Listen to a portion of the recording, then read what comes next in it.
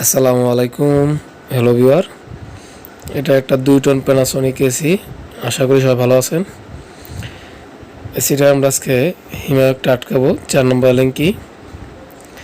আপনারা জানেন যে গ্যাস আটকানোর কিন্তু প্রথমেই লিকুইড লাইনটাকে ফুল ক্লোজ করতে হবে, তারপরে সাকশনটা। আর আমি প্রথমে দৌড়াকে একটু একটু কমিয়ে নিই, যাতে প্রথমে টাইট না বাজে আর কি, তাতে করে আপনার ফুল ক্লোজ করতে সুবিধা হবে। দেখেন, আমি কিন্তু প্রথমে একটা ফুল ক্লোজ দিলাম এবং এখানে আটকে এই করে রাখলাম, হালকা ধরে নিলাম, তারপরে আবার এটাকে ফুল ক্লোজ দিচ্ছি। বুঝতে পারছেন? যাতে নাকি আপনার হাত টাইট না থাকে।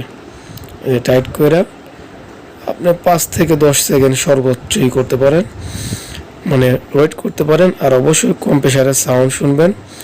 কম্প্রেসার সাউন্ডে কিন্তু আপনাকে বলে দেবে যে হিমায়ক আছে কি নাই।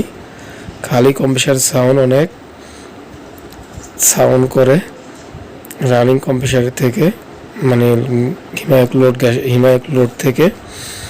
আবার আজকে আমরা একটু দেখাবো গ্যাস আটকানোর পর আমরা একটা লিকুইডটা খুলে দেখাবো। কোনো প্রকার হিমায়ক কিন্তু আর বের হবে না।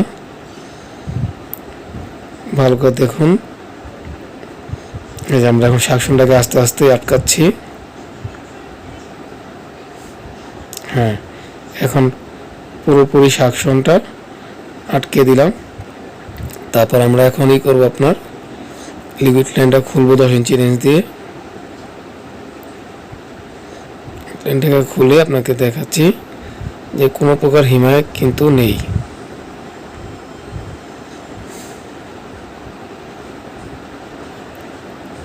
দেখুন, যদি কোনো প্রকার হিমায়ক থাকতো অনেক জোরে আওয়াজ আসতো এবং অনেক তেল তুল বের হতো, কিছুই কিন্তু নেই। ধন্যবাদ সবাইকে।